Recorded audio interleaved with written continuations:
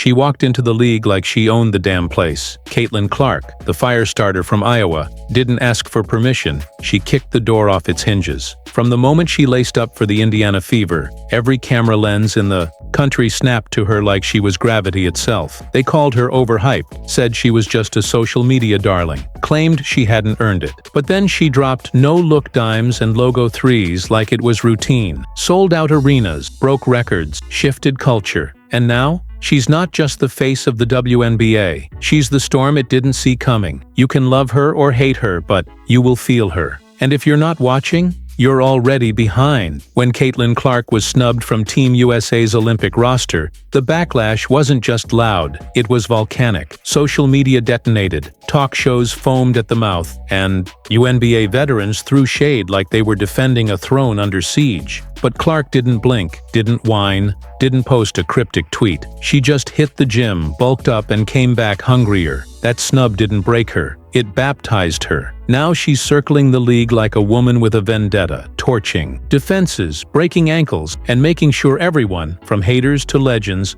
knows exactly who they left off that plane to Paris. Keep doubting her. She's writing her own damn revenge tour. Caitlin Clark's story begins in the heart of Iowa, where the bitter cold winters were no match for the fire she carried inside her. Born on January 20, 2002, in Des Moines, she was the kind of kid who never sat still. Her energy overflowed from the moment she could walk, and her competitive spirit became impossible to ignore. Her family wasn't just sports-oriented, they were immersed in it. Her father, Brent Clark, played basketball and baseball at Simpson College, and sports talk was a constant at the dinner table. Her grandfather, Bob Nizzi, was a well-respected football coach at Dowling Catholic High School, where discipline and grit were family values. Growing up with two brothers, one older and one younger, Caitlin never had it easy on the court. She wasn't given the ball, she had to take it. And when neighborhood boys pushed and shoved, thinking she couldn't handle it, she only played harder, tougher, louder. In those early backyard battles, the seeds of her defiance and resilience were planted. She wasn't just learning to dribble, she was learning to fight for her place. By the time she reached high school at Dowling Catholic, it was clear Caitlin wasn't just another talented athlete. She was a problem for anyone who dared to defend her. Her sophomore season was a turning point. She dropped 60 points in a single game, and suddenly the whispers began. Who is this girl from Iowa? Recruiters started circling, fans started noticing, and her name slowly began climbing out of the Midwest and into national conversations. But even with the spotlight growing, she never coasted. Her training sessions were grueling, shooting hundreds of threes after practice, reviewing film late into the night. Nothing about her rise came easy. She was obsessive about getting better, and it showed. With each season, her game matured, her handle got tighter, her vision sharper, and her confidence more unshakable. Choosing to stay in-state and commit to the University of Iowa wasn't just a decision, it was a statement. She was going to make history from home. At Iowa, Caitlin Clark exploded. From her very first game, she played like the court was hers. She didn't ease into the college game, she kicked the door down. As a freshman,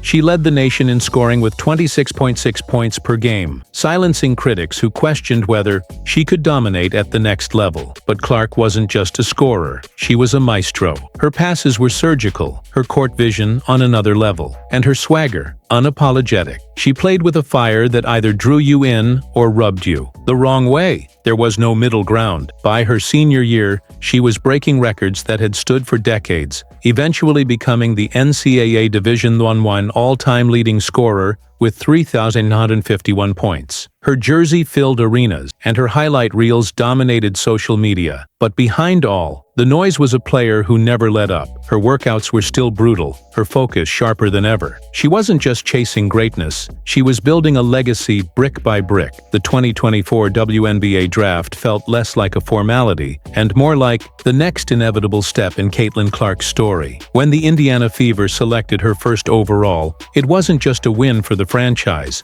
it was a seismic shift for the league. From the jump, she delivered. Her rookie season was electric. She didn't just play well, she led, she racked, Up assists with laser-sharp passes, pulled up from near half-court like it was nothing, and reinvigorated a franchise that had been dormant for years. The Fever, who hadn't seen the playoffs since 2016, suddenly looked alive. And in the center of it all was a 22-year-old from Iowa who played like every possession was personal. Her performances earned her WNBA Rookie of the Year honors and a first-team All-WNBA nod. Proof that the hype wasn't just noise, but maybe more impressive than the stats was the way she changed the conversation around women's basketball. Ticket sales surged. Ratings climbed. People who had never watched a WNBA game were suddenly glued to their screens. Caitlin wasn't just making an impact, she was changing the culture. Off the court, her star rose even higher. When Nike came calling with an 8-year, $28 million endorsement deal,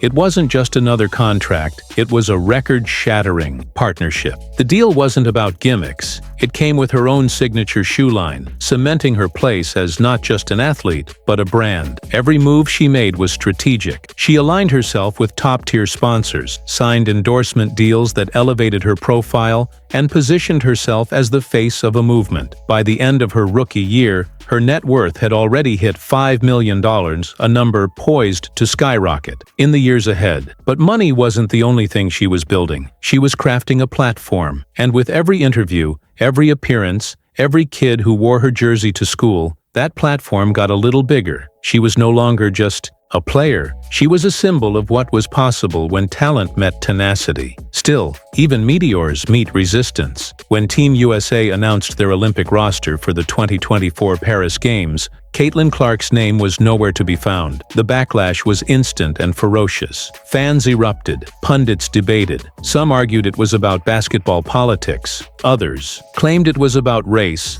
marketability, or the threat she posed to established veterans. The noise got ugly. She was accused of being overhyped, of being a white media darling, of benefiting from privilege rather than merit. But Clark didn't take the bait. She stayed quiet, she stayed working, and that silence said more than any rebuttal could. While others debated her worth, she let her game do the talking. She came back stronger, more focused, more lethal. And every time she stepped onto the court, the message was clear. She didn't need validation from a roster spot. She was already a force of nature. Away from the spotlight, Caitlin indulged in the life she worked so hard to create. She bought a sleek, $800,000 apartment in Indianapolis, filled with natural light and modern touches that reflected her evolving taste. Parked outside was a Porsche 911 Turbo S, $230,000 of speed and precision, just like her game. But it wasn't just flash. Caitlin had always been grounded. Her downtime included baking. Brownies, especially, became her signature comfort treat. She also took to golf, spending hours on some of the most exclusive courses in the country, finding peace in the rhythm of the swing. After the college season ended, she treated herself and her teammates to a Mediterranean cruise, the kind of luxurious reset that marked how far she'd come. These weren't just rewards, they were reminders. Every spa day,